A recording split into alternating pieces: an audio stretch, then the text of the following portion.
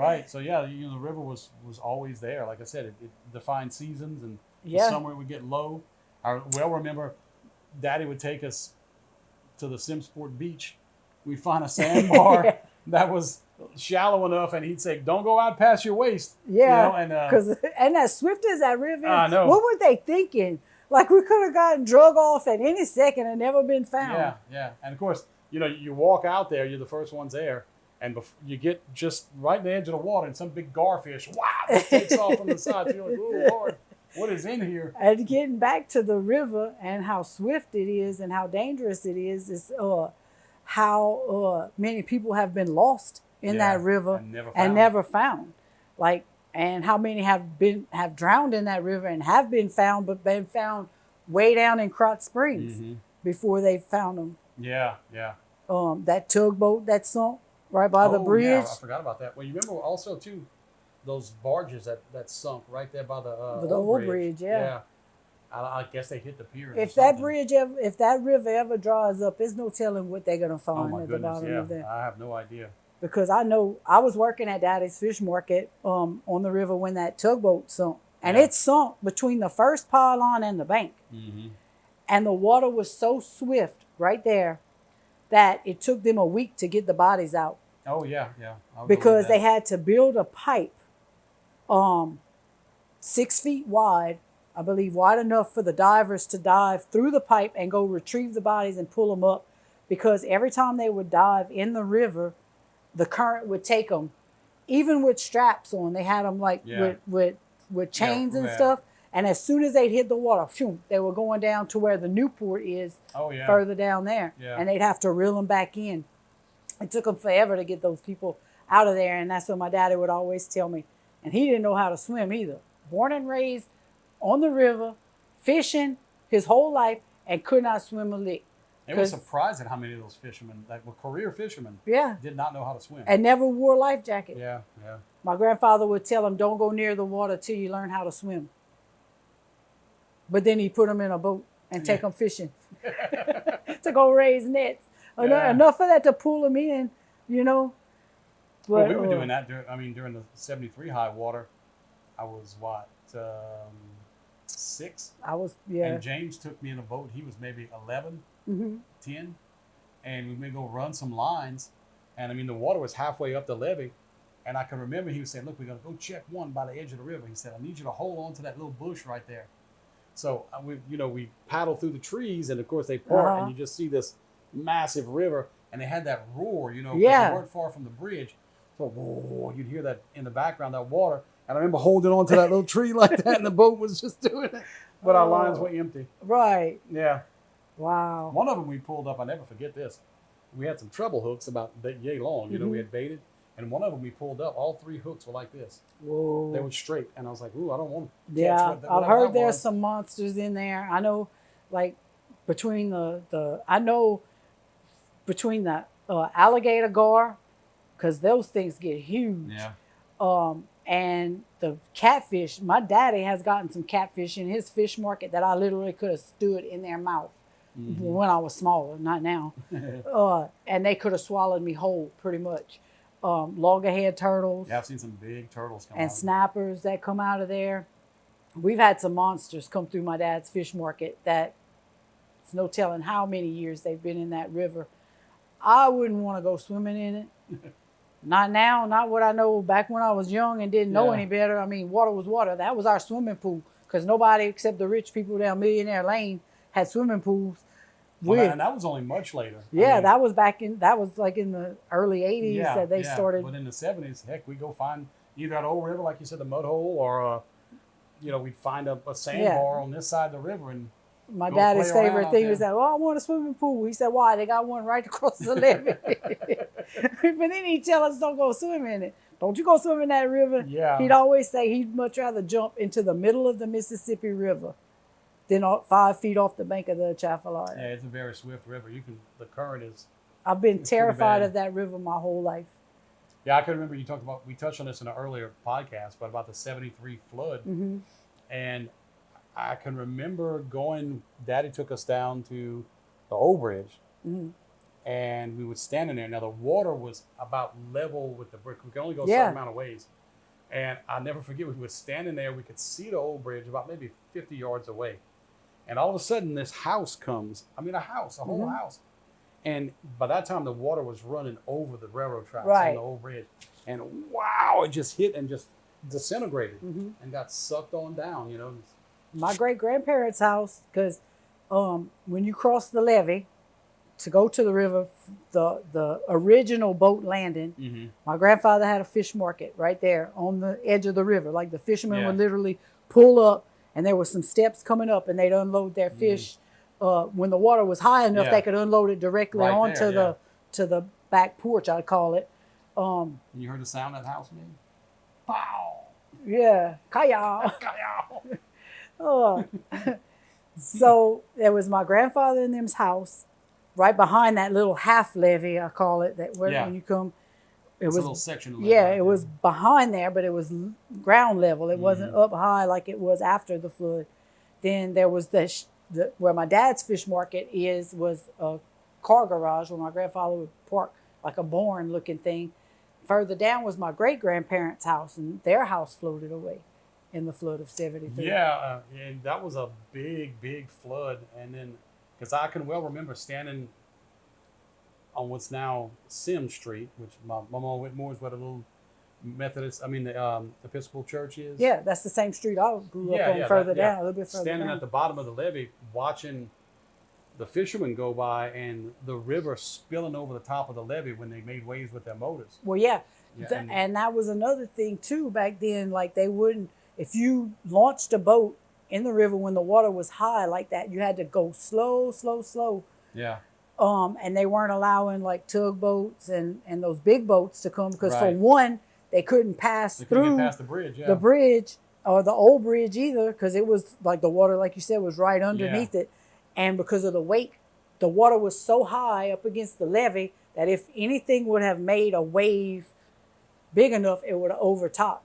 I remember crawfishing in the ditches. Oh yeah, there were crawfish everywhere. By our house before they put the culverts down and filled them all in. We had ditches that ran around by our house, and we set net crawfishing in the front yard. Because I remember Daddy was working for the state by that time, and I remember him saying that, you know, the way, the West Atchafalaya floodway, which Simmesport is in the middle of, and of course we have a ring levee that circles the old part of town. Right. But everything outside the ring levee is meant to be flooded.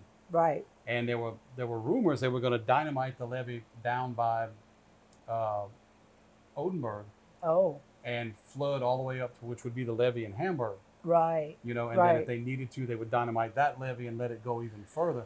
At one point, and I don't know if they didn't tell us this when I went to the Corps of Engineers with my son on a school trip, but I thought that they said that these levees are already packed with dynamite.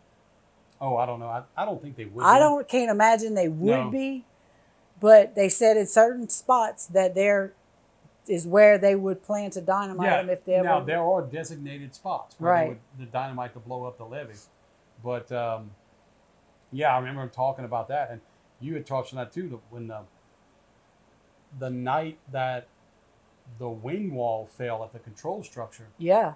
And they discovered that the Mississippi had scoured all the way, and I mean, it had gone almost 100 feet down, exposed the pylons underneath, almost washed the whole thing away. And that's when they opened the Morganza spillway and started letting that water go downstream. Right. But, that was a close one. They've been trying. When did they build the old river control structure? The original structure is the control structure and the locks. After the flood of 27, right? It was in the 50s before they got finished with them. I want to say 56 or something like that. But, my daddy always said, and in 2011 when it flooded and they had to open the spillway, the Morganza spillway, I took my dad riding around to go look at all the high water and the deer over there by the Needle Gates and the hydroelectric plant. And he said they can build all of the locking dams that they want, but when Mother Nature is ready, there's nothing that's going to hold that Mississippi River back from taking over the Atchafalaya. There are still spots not far. There's one bad one, from what I heard, not far from the Angola Landing, the old Angola Landing, ferry landing. that where the Mississippi's eaten so far in, they don't know if they can stop it at this Right. point. You know. Right. Yeah, it's just like I said. You know, the Mississippi's up here, the Atchafalaya is down here. And Well, water wants it's to go already downhill. changed course 3 times that they know of over the years, which is why we have False River in New Roads and Old River in Ennis. Yeah. Those both were the original pathways of the Mississippi. Lakes.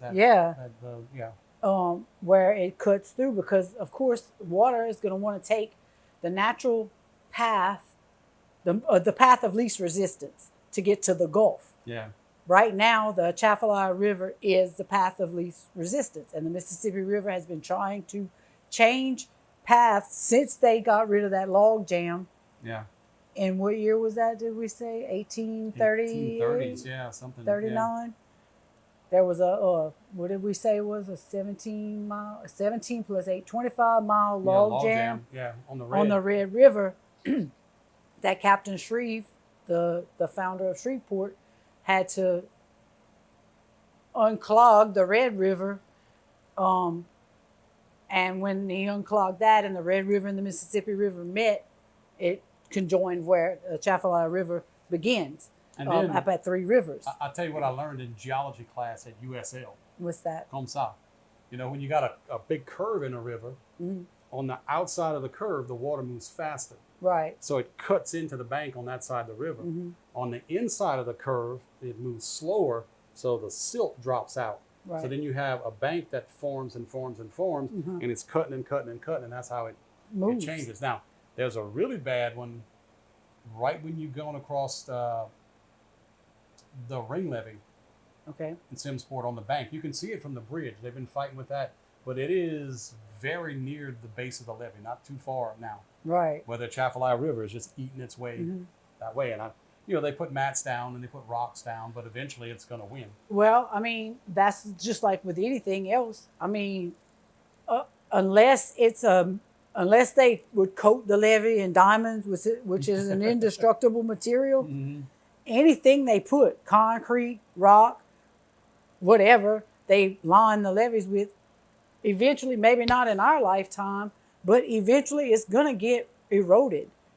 Yeah. You could take one drip of water and drip it on a rock, and you drip it long enough, and it's going to eat through that rock. Yeah, so there's no metal, no rock, no material besides a diamond. And then I don't guess they've ever tested a diamond with water pressure to see if it could cut. Yeah. I mean, what do you cut a diamond with? Another diamond? Another diamond, yeah, I guess. But I remember I worked for the Corps of Engineers, and when I was in college, I worked for them in Lafayette.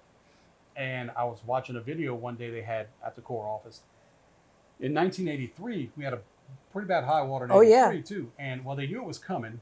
So by that time, I think they had just completed the new control, the auxiliary control structure. Right. So they were going to do a test. They wanted to preserve the bank. They made these baskets like 10 feet high, and they were about 100 yards long, out of 1 or 2 inch rebar welded together. A lot of people from Simmesport worked on those. And they put rocks in them. Every one was at least as big as this chair. Wow. Along the bank. And they said, well, we're going to see if that protects the bank. So high water comes up. You lost your cattail? Yeah, high water comes up. Water goes back down. All those rocks and baskets are rolled up like a sandwich at the top of the bank. The water, and not only that, but the water had rolled them up, and underneath, you never saw any of this, a waterfall formed. A hydraulic jump, they call it. It would hit the basket of rocks and come down on the backside, and all those little pits on this side of the Mississippi side of the auxiliary structure, that's how they got formed. Wow. Off of that experiment. And they were like, wow, we didn't think it would do that, Water's a very powerful, like, it's one of the most powerful forces in the universe. Yeah, and it's a huge look at the Grand Canyon. Look how that formed from that one little, the Colorado River. And just like, the Atchafalaya River as well. I was told, and some people say they have pictures of it when they, like my great grandparents were younger, before, I guess it's when the log was jamming up the Red River. that you could actually put a plank across and walk across to the other side. And look at it now. And that's just what, 2 generations away, 3 generations away from there's the us. volume of water that comes through that. And it's always been big, bad, and swift as long as I've been alive that I can remember. Yeah. So it must have built up pretty fast. And you know, of course, now we don't really have. I mean, we still have high waters, but they're nothing like they used to be. They have them controlled more or less. Once they got the auxiliary structure and the hydro structure, they can really control the water that comes through there. But because of that, and this is my opinion only, I think that really hurt the fish.